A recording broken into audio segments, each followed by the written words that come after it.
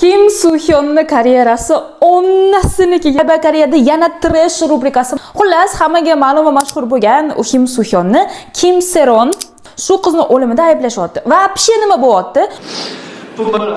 Xullas, Kim Seron degan aktrisa, ammo bo'lsa Kim Soo-hyun 15 yosh paytidan u Kim Soo-hyun bilan o'zi отношенияda bo'lganligini uni oilasi tasdiqladi. Qiz hali voyaga yetmagan, bola bo'lsa mujlan shu qiz bilan uchrashib yuribdi. Chista pidaf. Kim Seronning hayotida shunaqangi qora kunlar bo'ladiki, u ichib olib mashina haydayotganda stalbaga mashinasini uradi. Buling qivurishdi. Oxiri u kompaniyadan ham ketib, idollikdan ham, aktrisalikdan ham ketib, kafega kirib barista bo'lib ishlashni boshlaydi. Lekin o'tda ham fanatlar ham, hujjatli film tayyorlaydigan, ya'ni bloger ham Kim Seonni umuman tinch qo'yishmaydi. Qayta kirib, buling qilib, rasmga olib, video tarqatib, yana reportyorlar kelib, o'sha kafeni xo'jayinlarini ham bezovta qilishni boshlaydi va uni bo'shatishga majbur bo'lishadi.